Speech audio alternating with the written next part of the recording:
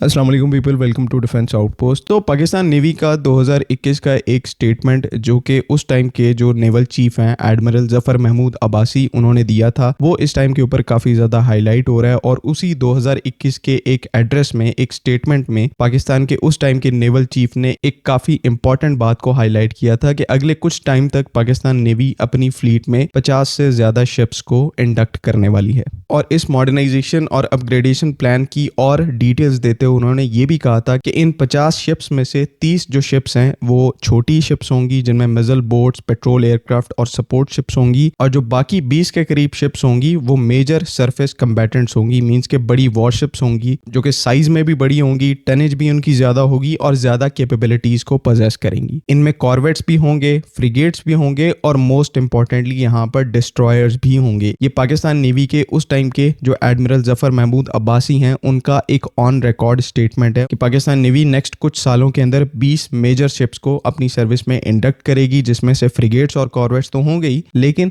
एक जो sufficient amount है वो डिस्ट्रॉयर्स की भी होगी ना। ऑब्वियसली आपको लगेगा कि यहाँ पर ये तो 2021 का स्टेटमेंट है, अब तो नेवल चीफ भी जो है वो चेंज हो गए हैं। तो ऐसा यहाँ पर बिल्कुल भी नहीं है। कमांड चेंज हो सकती है, नेवी की लीडरशिप चेंज हो सकती है, लेकिन जो आपकी एक प्रोजेक्ट आउटलाइन है, जो आपका प्लान है लॉन्ग टर्म, वो चेंज नहीं होता। एक स्ट्रेटजी को चेंज इतनी जल्दी नहीं किया जाता। और अब इस टाइम के ऊपर अगर हम इसी प्लान को दिमाग में रखते हुए चले तो पाकिस्तान नेवी बेसिकली इसी प्लान के ऊपर काम कर रही है, जिसमें जो 20 बड़ी शिप्स हमने अपनी सर्विस में शामिल करनी थी, उनमें से जो बड़ी एक तादाद है उसको हम ऑलरेडी शामिल कर चुके हैं, जिनमें आपके 4 के करीब जो टाइप 54 AP क्लास के फ्रिगेट्स हैं, बड़े फ्रिगेट्स हैं। उसके बाद 4 के करीब यहाँ पर बाबर क्लास की शिप्स आती हैं जो कि 2 के करीब यहाँ पर ऑलरेडी सर्विस में इंडक्ट हो चुकी हैं और 2 बाकी जो है बाद में जाकर सर्विस में इंडक्ट होंगी। इसके बाद यहाँ पर 6 के करीब जिना क्लास के फ्रिगेट्स आ जाते हैं, जिनका जो एग्रीमेंट है पाकिस्तान नेवी ने कराची शिपयार्ड के साथ साइन कर लिया है और जल्द ही इनकी कंस्ट्रक्शन को स्टार्ट कर दिया जाएगा। तो 4 आपके पास तुगरिल क्लास के फ्रिगेट्स, 4 आपके पास बाबर क्लास के कॉर्वेट्स और 6 के करीब आपके जना क्लास के फ्रिगेट। ये नंबर जो है यहाँ पर 14 शिप्स को रीच करता है, लेकिन अभी भी यहाँ पर 6 के करीब शिप्स कम है। पाकिस्तान नेवी का जो ओरिजिनल प्लान है 20 मेजर सरफेस कम्बैटेंट्स का, मींस के सरफेस वॉरशिप्स को अपनी सर्विस में ऐड करने का, तो इसके मुताबिक पाकिस्तान नेवी ने अभी अपनी सर्विस में 6 और बड़ी शिप्स को शामिल करना है। और अगेन मैं यहाँ पर आपको ये चीज क्लियर करता चलूं कि इन 20 शिप्स में कोई सबमरीन शामिल नहीं है, क्योंकि सरफेस कम्बैटेंट्स को मेंशन किया गया है। तो सरफेस कम्बैटेंट्स वो होती हैं जो कि आपकी सतह समंदर के ऊपर शिप्स ऑपरेट करती हैं। सबमरीन्स जो हैं वो अंडर वाटर कम्बैटेंट्स में आती हैं, जो कि एक अलहदा गेम है। उसमें जो फिर हमने 8 के करीब हंगोर क्लास की सबमरीन्स को ऐड करना है, वो इन 20 मेजर शिप्स के अंदर काउंट नहीं होती। तो ये जो 6 वॉरशिप्स बच जाती हैं ये अलहदा कैटेगरी की होंगी। और जिस तरह से अगर आपको दोबारा मैं 2021 के नेवल चीफ के स्टेटमेंट के ऊपर लेके जाऊं, तो जिस तरह से उन्होंने कहा था कि कॉर्वेट्स और फ्रिगेट्स के अलावा यहां पर डिस्ट्रॉयर्स को भी पाकिस्तान नेवी की सर्विस में शामिल किया जाएगा, तो इस चीज के चांसेस फिर अच्छे खासे बढ़ जाते हैं कि पाकिस्तान नेवी वो जो 6 शिप्स हमारे पास बच गई हैं हमारे फ्लीट मॉडर्नाइजेशन प्लान की, उनमें से कुछ जो हिस्सा है उसमें हम अपनी सर्विस में डिस्ट्रॉयर्स को आने वाले टाइम में शामिल कर सकते हैं। बिकॉज इसके पीछे अब वजह क्या हो सकती है? सिंपल सी वजह है कि आपकी जो एनिमी है इंडियन नेवी, उसके पास एक बड़ी तादाद में डिस्ट्रॉयर्स हैं और आप डिस्ट्रॉयर्स के अगेंस्ट में फ्रिगेट्स को या फिर कॉर्वेट्स को सही तरीके से पिच नहीं कर सकते। ये इसी तरह से है कि किसी 5th जनरेशन के अगेंस्ट में आप 4.5 जनरेशन का फाइटर एयरक्राफ्ट पिच कर रहे हैं। एक डिस्ट्रॉयर को कंपीट करने के लिए ना तो फ्रिगेट्स और कॉर्वेट्स के पास उतनी रेंज होती है, सेंसर लिमिटेशन वहां पर होती है और कैपेबिलिटी लिमिटेशन तो एग्जिस्ट करती ही है। अगर फर्ज करें पाकिस्तान नेवी के कॉर्वेट्स और फ्रिगेट्स के ऊपर स्मैश जैसे जो capable supersonic antiship ballistic missiles मौजूद भी हैं, तो फ्रिगेट्स और कॉर्वेट्स के ऊपर जो ऑनबोर्ड सेंसर्स हैं उनकी रेंज लिमिटेड है, जितनी रेंज तक पाकिस्तान नेवी की जो शिप्स हैं ये इन मिसाइल्स को डिप्लॉय कर सकती हैं। तो डिस्ट्रॉयर्स के अगेंस्ट में एक नेचुरल डिसएडवांटेज ऐसी जो छोटी शिप्स हैं उनको वैसे ही होता है। ऑन द अदर हैंड जो डिस्ट्रॉयर्स हैं वो क्योंकि आपके मेन कम्बैटेंट वेसल्स हैं, वो एक साइज में बहुत बड़ी शिप्स हैं, 7000 10,000 टन क्लास की वॉरशिप्स हैं, हाई पावर इंजन्स को यूटिलाइज करती हैं, हाई पावर में इलेक्ट्रिसिटी जनरेट करती हैं, जिससे आप लॉन्ग रेंज के जो आपके सेंसर्स हैं उनको पावर कर सकते हैं। तो एक डिस्ट्रॉयर की फायर पावर और उसकी जो एंड्योरेंस है वो बहुत ही ज्यादा हो सकती है और इसको कंपीट करने के लिए आपको फिर एक डिस्ट्रॉयर ही चाहिए। अब यहाँ पर बात करते हैं कि इंडियन नेवी के अगेंस्ट में पाकिस्तान नेवी के लिए डिस्ट्रॉयर्स के जो क्या ऑप्शंस हैं वो इस टाइम के ऊपर मौजूद हैं। तो मेनली जो सारे ऑप्शंस हैं वो चाइना से ही हैं और कोई कंट्री जो है वो इस टाइम के ऊपर कैपेबिलिटी नहीं रखती या फिर एक्सेस नहीं प्रोवाइड करती पाकिस्तान को डिस्ट्रॉयर्स तक। तो आपके पास एक नेचुरल ऑप्शन जो है वो चाइना है और कई मामलों में एक बेहतर ऑप्शन भी है। तो चाइना इस टाइम के ऊपर दो मेन क्लासेस के डिस्ट्रॉयर्स को इस टाइम के ऊपर एक्टिवली बिल्ड करके अपनी नेवी के अंदर इंडक्ट कर रहा है। इस टाइम के ऊपर उनके जो सबसे एडवांस्ड डिस्ट्रॉयर्स हैं वो यहाँ पर टाइप 55 रेनहाई क्लास के डिस्ट्रॉयर्स हैं, जो कि यहाँ पर 13,000 टन की डिस्प्लेसमेंट के साथ आते हैं। और इस टाइम के ऊपर चाइनीज नेवी के लिए ये यहाँ पर जो रेनहाई क्लास के डिस्ट्रॉयर्स हैं या फिर टाइप 55 क्लास के जो डिस्ट्रॉयर्स हैं, ये सबसे ज्यादा केपेबल वॉरशिप के तौर पर इनको अज्यूम किया जाता है। उसके बाद यहाँ पर चाइना के दूसरे जो डिस्ट्रॉयर्स हैं उनमें जो टाइप 52 क्लास के डिस्ट्रॉयर्स हैं वो काफी ज्यादा पॉपुलर हैं और एक बहुत बड़ा लाइनअप टाइप 52 डिस्ट्रॉयर्स का चाइनीज नेवी की फ्लीट में इस टाइम के ऊपर मौजूद है। और फिर इन्हीं टाइप 52 के डिस्ट्रॉयर्स में इनके अलग-अलग वेरिएंट है, जिसमें टाइप 52A, उसके बाद टाइप 52B और C, और इस टाइम के ऊपर जो लेटेस्ट वेरिएंट चल रहा है वो टाइप 52D डिस्ट्रॉयर्स के नाम से जाना जाता है। ये बेसिकली यहाँ पर 7500 टन क्लास के डिस्ट्रॉयर्स हैं। प्रूवन डिजाइन है चाइनीज नेवी का, इस टाइम के ऊपर एक वर्क हॉर्स प्लेटफॉर्म है, मींस कि वो यहाँ पर एक बहुत बड़े नंबर में टाइप 52 डिस्ट्रॉयर्स को ऑपरेट करते हैं। और यही इस टाइम के ऊपर ऐसे डिस्ट्रॉयर्स हैं जो कि पाकिस्तान नेवी के लिए एक सूटेबल ऑप्शन है और एक्सपोर्ट के लिए भी अवेलेबल हैं। हो सकता है अभी तक चाइना की तरफ से इन डिस्ट्रॉयर्स को पाकिस्तान नेवी को ऑफर किया गया हो और बैक एंड के ऊपर इनको जो अक्वायर करने का प्रोसेस है वो चल रहा हो, तो इसके ऊपर ऑफिशियली अभी कुछ नहीं कहा जा सकता। लेकिन वही अगर हम 2021 का पाकिस्तान नेवी के चीफ का स्टेटमेंट उठाएं तो उसके हिसाब से एक डिस्ट्रॉयर पाकिस्तान नेवी की फ्लीट में आना है। तो इसीलिए जो हमारा मेन सेंटर ऑफ फोकस है वो टाइप 52 डिस्ट्रॉयर्स हैं, बिकॉज पाकिस्तान नेवी के लिए आने वाला एक सूटेबल ऑप्शन है और उससे भी ज्यादा इंपॉर्टेंट बात कि एक बहुत ही ज्यादा केपेबल डिस्ट्रॉयर है। अब सबसे बड़ा इंपॉर्टेंट पार्ट जो डिस्ट्रॉयर किसी भी डिस्ट्रॉयर में आप काउंट करते हैं वो उसकी फायर पावर है। और इस डोमेन में जो टाइप 52D क्लास के डिस्ट्रॉयर्स है वो आपको अच्छी खासी कैपेबिलिटी प्रोवाइड करते हैं। यहाँ पर 64 सेल्स में VLS लॉन्चर्स आपको देखने को मिल जाते हैं या फिर VLS सेल्स देखने को मिल जाते हैं, जो कि अभी के पाकिस्तान नेवी के जो टाइप 54 AP क्लास के फ्रिगेट्स हैं, तुगरेल क्लास के फ्रिगेट्स, उनमें सिर्फ यहाँ पर 32 सेल्स हैं। तो तुगरेल के कंपैरिजन में यहाँ पर डबल VLS कैपेसिटी है और इससे भी ज्यादा इंपॉर्टेंट कि यहाँ पर ये यूनिवर्सल VLS लॉन्च सिस्टम है, जिसमें आप एक बहुत बड़ी वैरायटी में जो मल्टीपल मिसाइल्स हैं, चाहे वो एयर डिफेंस मिसाइल्स हो, सरफेस टू एयर मिसाइल्स हो, एंटी शिप मिसाइल्स हो, उसके बाद क्रूज मिसाइल्स हो, तो ये जो सारे डिफरेंट टाइप के डिफरेंट कैटेगरी के मिसाइल्स हैं उनको आप ये जो टाइप 52D के VLS सेल्स हैं उनके अंदर लगा सकते हैं। इनमें से सरफेस टू एयर मिसाइल के तौर पर यहाँ पर जो लॉन्ग रेंज HQ-9B है उसको इस्तेमाल किया जाता है, जिसकी रेंज 250 किलोमीटर्स की है। और इस ऑन बोर्ड HQ-9B सिस्टम के साथ यहाँ पर जो रेडार और सेंसर स्वीट है वो भी काफी ज्यादा इंप्रेसिव है। यहाँ पर जो मेन AESA रेडार है वो टाइप 346A ड्रैगन आई AESA रेडार है, जो कि बेसिकली 360 डिग्री की कवरेज प्रोवाइड करता है। और वो इस तरह से प्रोवाइड करता है कि इस रेडार सिस्टम में 4 के करीब आपके पास लार्ज फ्लैट पैनल्स आते हैं एस बैंड एरेज के, जिनको आप इस टाइम के ऊपर अपनी स्क्रीन के ऊपर भी देख पा रहे हैं, जो कि 360 डिग्री की बेसिकली कवरेज प्रोवाइड करते हैं। ये एक नई टेक्नोलॉजी है जो कि एडवांस डिस्ट्रॉयर्स में पाई जाती है, जहां पर आपके हल में ही इंटीग्रेटेड रेडार सिस्टम मौजूद होता है। तो ये जो ड्रैगन आई रेडार है ये तकरीबन 400 किलोमीटर की कवरेज प्रोवाइड करता है और हंड्रेड्स ऑफ टारगेट्स को at a time simultaneously track कर सकता है। और ये कपल है, जिस तरह से पहले बताया, HQ-9B long range surface to air missiles के साथ, जो कि आपको 250 किलोमीटर की एयर डिफेंस शील्ड प्रोवाइड करते हैं। उसके बाद आपको यहाँ पर मेन रेडार एरे के साथ साथ एक एंटी स्टेल्थ रेडार भी मिल जाता है, जो कि लैंड बेस्ड जो YLC-8B VHF रेडार है उसी का एक वेरिएंट है, जिसे टाइप 517B के नाम से जाना जाता है। और लॉन्ग रेंजेस के ऊपर ये जो VHF रेडार है ये स्टेल्थ ऑब्जेक्ट्स को, स्टेल्थ एयरक्राफ्ट को, स्टेल्थ मिसाइल्स को ट्रैक कर सकता है।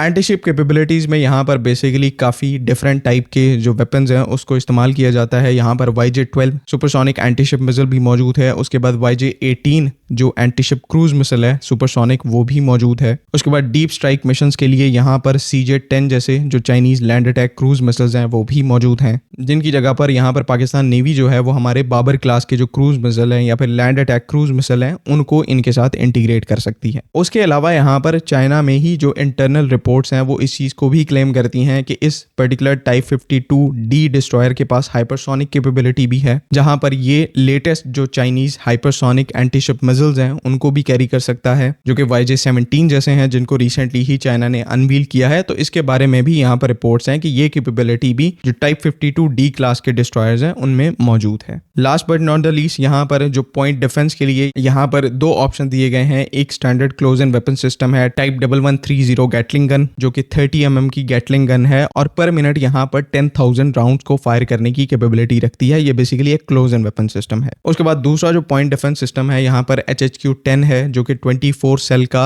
शॉर्ट रेंज का सरफेस टू एयर मिसाइल है। उसका भी एक जो लॉन्चर है वो बैक साइड के ऊपर माउंटेड होता है। तो ओवरऑल जो पॉइंट डिफेंस कैपेबिलिटीज भी हैं वो भी काफी ज्यादा इंप्रेसिव है। बाकी ऑब्वियसली यहाँ पर एक इलेक्ट्रॉनिक वॉरफेयर स्वीट भी मौजूद है जो कि सेल्फ प्रोटेक्शन का काम करता है। उससे रिलेटेड कोई इतनी ज्यादा इंफॉर्मेशन पब्लिक डोमेन में अवेलेबल नहीं है। एंड साथ ही साथ इस चीज की भी रिपोर्ट्स हैं कि ये जो पर्टिकुलर टाइप 52D डिस्ट्रॉयर है ये बेसिकली एक हाईली नेटवर्क सेंट्रिक शिप है। तो इसके ऊपर हाई स्पीड डेटा लिंक्स मौजूद हैं जो कि आपके एवैक सिस्टम के साथ डायरेक्टली कनेक्ट कर सकती हैं और इवन यहाँ पर किसी एवैक से डेटा लेकर कोलैबोरेटिव एंगेजमेंट के मैनर में यहाँ पर अपने जो सरफेस टू एयर मिसाइल्स हैं उनको भी यहाँ पर गाइडेंस प्रोवाइड कर सकती हैं। तो ये एक नेटवर्क सेंट्रिक फ्यूजन सिस्टम है। जिस तरह से पाकिस्तान ने 7 मई को पाकिस्तान एयरफोर्स ने अपने ऑपरेशंस को कंडक्ट किया उसी टाइप का कुछ मैकेनिज्म आपको इस टाइप 52D क्लास के जो डिस्ट्रॉयर्स हैं उनके साथ भी देखने को मिल जाता है जो कि अगेन काफी इंपॉर्टेंट है, काफी जरूरी है बिकॉज आजकल की जो लड़ाइयां हैं वो यहाँ पर नेटवर्क सेंट्रिक डोमेन में ही लड़ी जाती हैं। बाकी और भी बहुत सारी ऐसी कैपेबिलिटीज हैं क्योंकि ये एक मॉडर्न चाइनीज डिस्ट्रॉयर है तो आप एक्सपेक्ट कर सकते हैं कि ये सेंसर से फुली लोडेड है।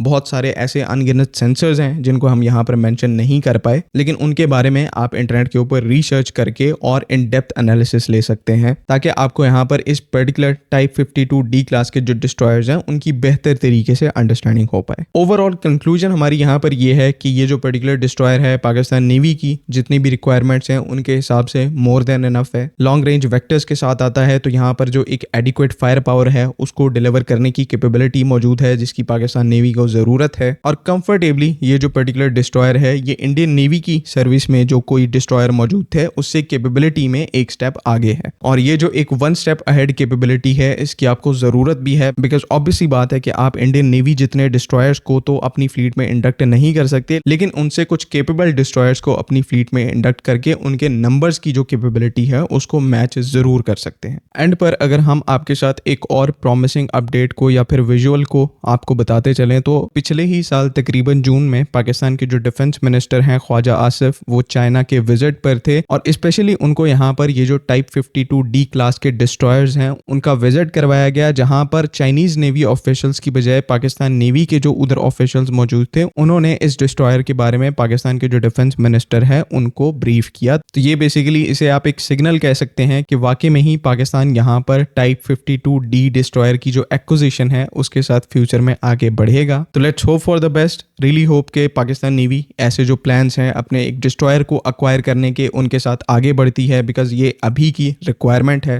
होपफुली हंगोर क्लास की सबमरीन्स के आने के बाद हमें एक सफिशिएंट टाइमलाइन मिलेगी जिसमें हम अपनी ये जो एक्विजिशन है उसे कंफर्टेबली कंप्लीट कर पाएंगे। आई होप कि तमाम चीज़ें यहाँ पर क्लियर हैं। अगर इससे रिलेटेड आपका कोई ओपिनियन है, कोई कन्फ्यूजन है, काइंडली उसको कॉमेंट्स में ज़रूर पूछें।